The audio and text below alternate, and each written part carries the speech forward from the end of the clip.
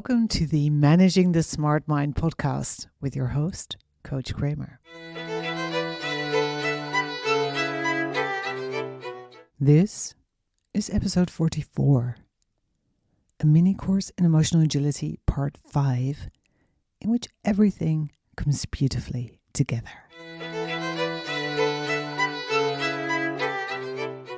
Hello, smart human. How are you doing? Doing pretty good. Welcome to this final part of the mini course in emotional agility. I know it's been a lot, but this stuff is massively important. I think they should even teach it in school, for example. But since that isn't happening yet, if you're homeschooling, you know what to do. Here we are. So today, I'm going to bring all the things you learned about your emotions and how to manage them in the past 4 lessons together and show you how to integrate them and apply them in your daily life. Because it's all very well knowing all this stuff, but of course, it's completely useless until you apply it. I'm going to give you a decision tree for emotions. I fucking love decision trees. They're so fun. As well as my shortcut for emotional management. So stay put. But first, a quick reminder of where we're at. In part 1 of this course, we looked at the neuroscience of emotions, how they're created, and how they shape both you, your experience, and your future.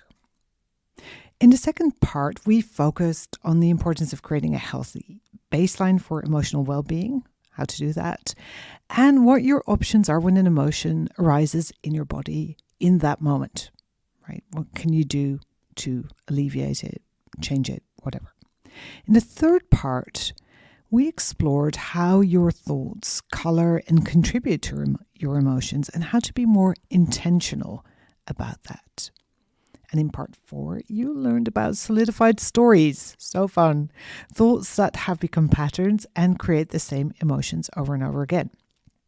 And by the way, of course, if these create a very positive result in your life, you want to keep them, right?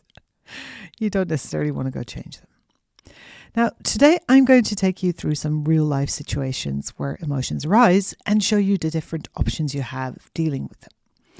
And to help you do this, I've also created a workbook to go with this course, which you can download using a link in the show notes.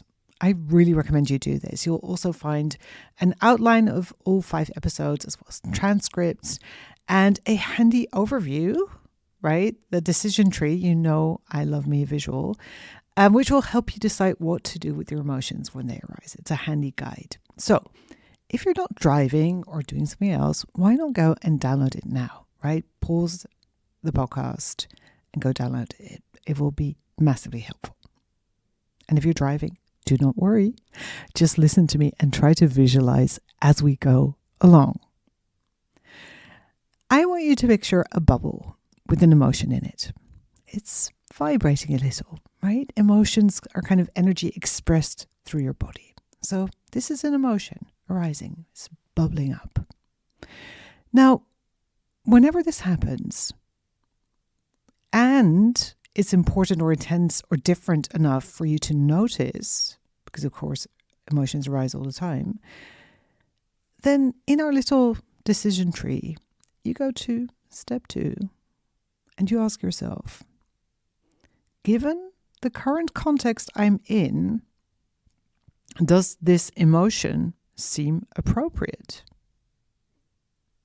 Right? We have this bubble, the emotion arising. And you think, does this make sense? Right here, right now. Let's say you're burying your cat, for example. I certainly hope not, but let's say you are. And you feel deep sadness. I would consider that emotion appropriate, and you may too.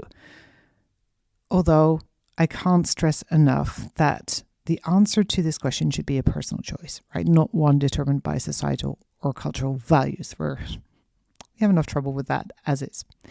So if the emotion does seem appropriate, if you're like, yeah, I want to cry when I'm burying my cat, then you move on to the next question in our little decision tree. Is this emotion a response to a shock to my nervous system? For example, were you scared by a loud noise, a traumatic experience, like witnessing an accident or something like that? Did you suddenly, I don't know, out of the blue, someone pushed you? If the answer is yes, first order of business is to do anything you can to regulate your nervous system.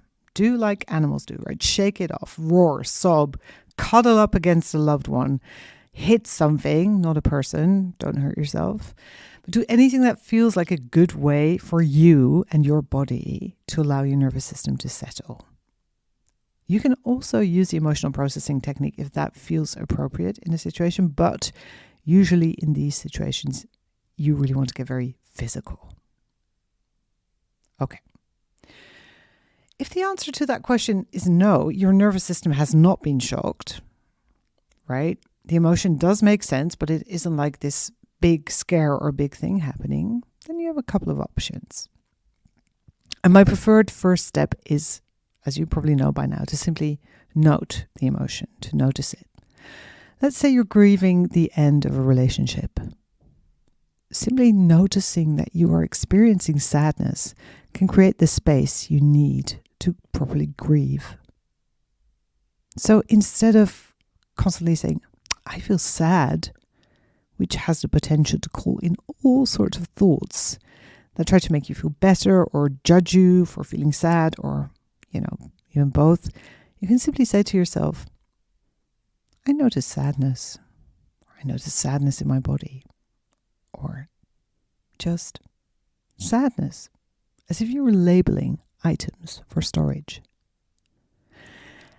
Now, after that, once you've created that space, if you would like to clear up at least part of the emotion, you can go on to allowing and processing it. And this is what podcast episode 16, What You Can Do to Feel Better, explains in detail. And yes, I've included a transcript and summary of that episode in the workbook I mentioned above.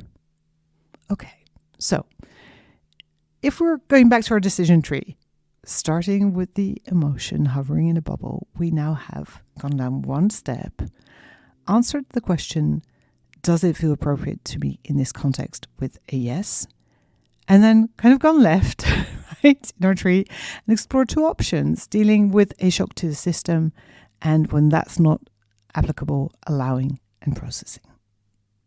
Okay. Now we're moving on to the opposite answer to the question, does this emotion feel appropriate to me in this context? No, or no, not really. And remember, this is your answer, not someone else's. You maybe feel anxious about flying and be totally okay with that. But if the anxiety is interfering with your desire to travel the world, and boy, do I know about this, I was terrified of flying and wouldn't get on a plane for over 10 years. Ask me about that another time. Then the answer would be a no, it does not feel appropriate.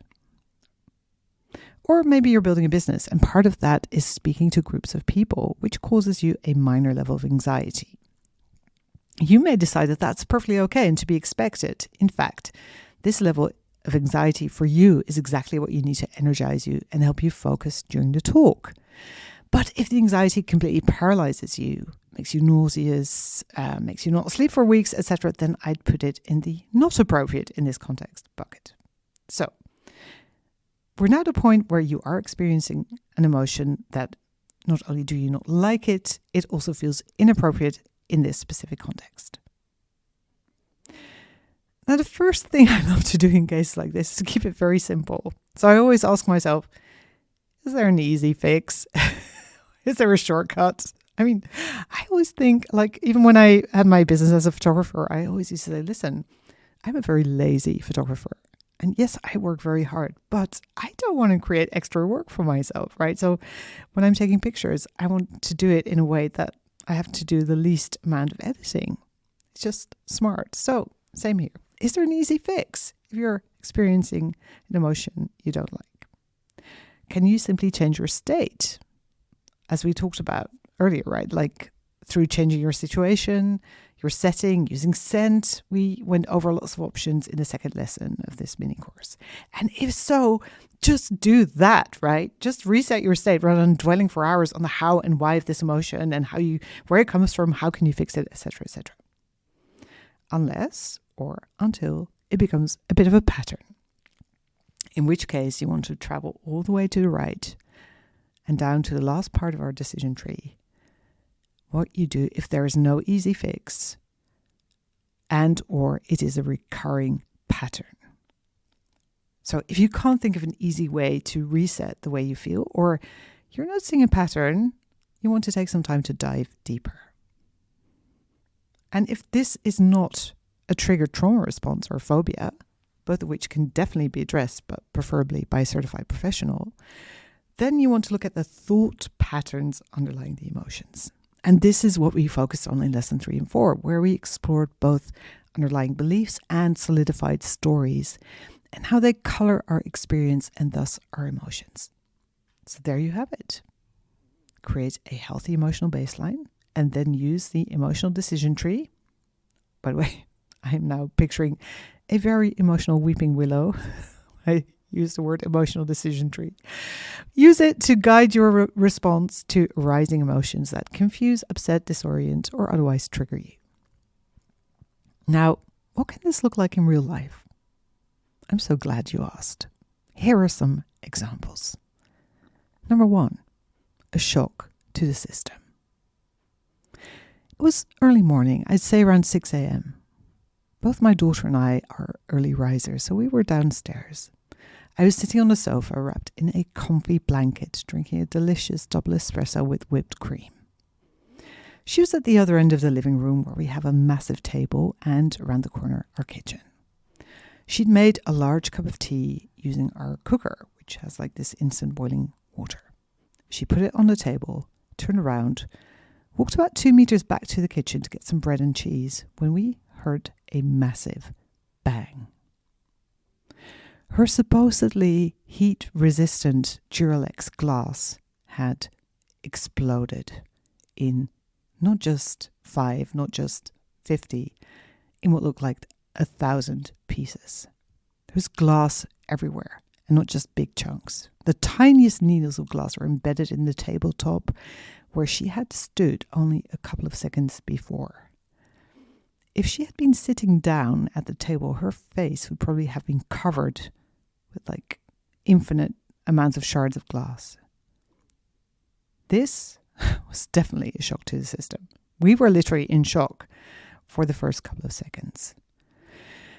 This is that kind of what the hell moment when your brain is trying to make sense of what's happening. And we were shook. There was a loud bang. There was glass everywhere. It was a shock to both our systems. Definitely not a situation where you want to start working on your thoughts. So instead, after I got her safely out of the glass-covered part of the room, we hugged. We co-regulated. We talked it out. Right? We soothed it. I don't know how to say that. Our nervous systems. And I then got to the work of cleaning up hundreds of tiny parts of glass mixed with Earl Grey tea. Not the most fun experience ever, but hey, it had to be done. And then I cried for a couple of minutes. It was another way of processing all the emotions. So our emotions of fear, shock, and then in my case, anger, like how the hell could this happen? And then kind of emotional release through crying made perfect sense in this context. We regulated our nervous systems in a way that worked for us. Now, if after this I would start being terrified of being around glasses of tea all the time, that would not seem appropriate. So then I'd want to do some work, right? But in this case, shock to the nervous system, regulate your emotions, regulate your nervous system, and process whatever needs to be processed. Okay. Example number 2. A unexpected breakup. When someone breaks up with you in a way that you weren't expecting, that can also be a shock to the system, but in a different way. And this is where, rather than jumping to changing your thoughts and trying to stay upbeat with thoughts like, when one door closes, another one opens. You want to actually allow and process your emotions. It's probably anger, and underneath that, sadness. You're grieving the relationship, and that is a real biological process. It's not something you are just, quote unquote, imagining. Your body needs to readjust to no longer physically being with that person. So in this case, you want to allow and process the emotions. Again, check out episode 16 for more info on how to do this work. And no, you probably don't want to do this day in, day out, right? This is the mistake people will make. They're like, well, I don't have time for processing my emotions. I need to get to work, right? Of course you do, right? So maybe, you want to give yourself the amount of time every day that feels right and doable to you. It could be half an hour or maybe an hour in the morning and then again an hour in the evening. Allow all the emotions, let them move through your body and process them and do whatever you need to, whether it's crying, right, hitting a pillow, whatever works for you. And then when you're done, like maybe after 20 minutes, you're like, I'm spent. I can't do any more feeling these feelings. Then you just take what's left with you. There's no need to push it away or hide it somewhere, right? I sometimes visualize these emotions that I can't process in a couple of minutes or even in half an hour as kind of sitting on my shoulder during the day. Because if I'm deeply sad about something, it makes sense that I carry it with me for a while. And that in itself is not something that needs to be fixed. It is part of what it means to be human.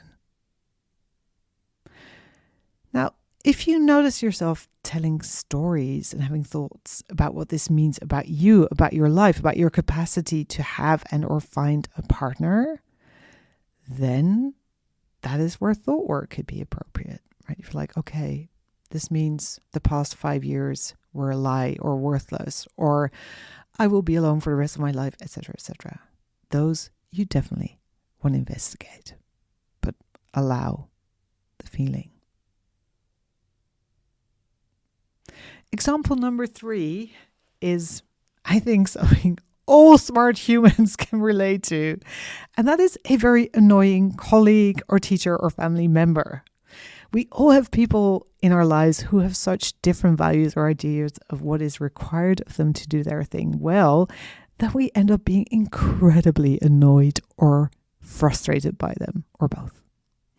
And this is usually not a situation where you want to sit down and process those emotions, unless that's the only thing that prevents you from hitting them, right? This is where you have like this whole bunch of thoughts, beliefs, this kind of web of rules for other people that you want to investigate.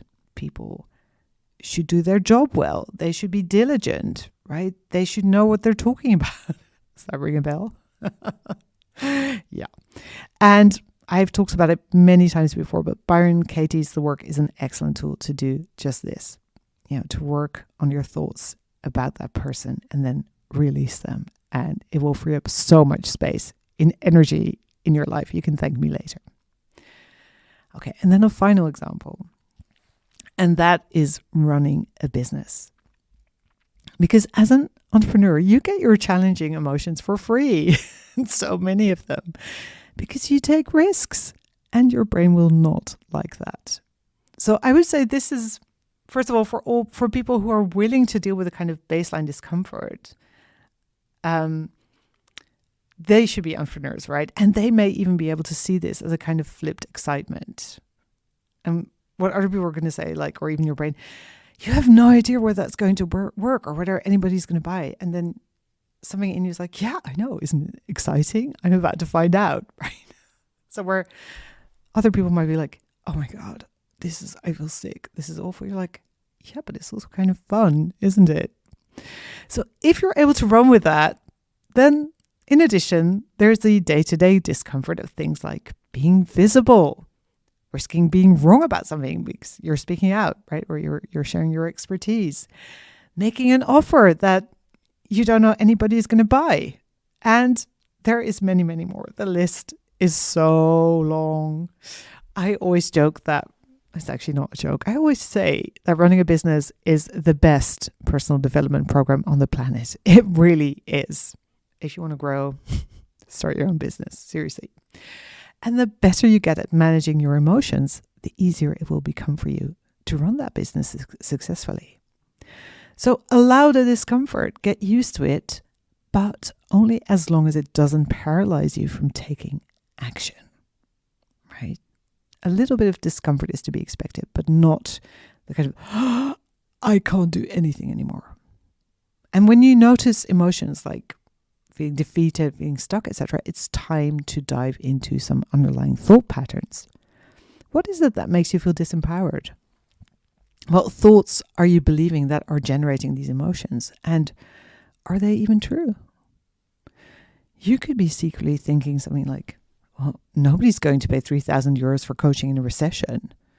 And that thought will definitely create some emotions that are not going to be useful in your business. So your job as a business owner, when you start noticing emotions that block you, is to find those thoughts. And by the way, I'm an expert at doing that in a single session. So if that's something you're interested in, check out the Breakthrough Your Money Blocks tab on my website, right? But find those thoughts and then question them and see if you can replace them by thoughts that will support your business instead. Okay, let's go to the shorthand version I actually use in daily life, right, to work with my emotions. You had a couple of examples to give you a feel of how to handle them in different daily situations. But what do you do when shit hits the fan? Well, when something frustrating, scary, bad, or otherwise shitty happens, don't start sort of analyzing or changing your thoughts or whatever. Instead, say, this sucks. And then give yourself a couple of minutes to sit in the suckiness, to process. After that, simply ask, now what? And then you'll be right on track to do whatever you can to mitigate the situation, right? Your smart mind will figure it out. And without having to expend lots of energy on suppressing your emotions, because you've given them room, you got to be pissed off for a while. So, my magic formula, this sucks. Pause, sit in it, and then, now what? There you go. My secret formula for emotional health. Okay, so wrapping it all up and tying it up with a nice bow, you now know an awful lot about emotions and how to manage them. And it's time to put all that knowledge into practice. So over the next week, whenever an emotion stands out, use the emotional decision tree and treat it appropriately, right? Accordingly. And I have to warn you, this can actually result in a massive increase of energy, confidence, and calm, and maybe even success, just so you know. And don't forget to download the workbook to go with this 5-part mini course, which probably doesn't make it so mini, but there we are. Link in the show notes. Check it out, do the work, and have a beautiful week. Bye-bye.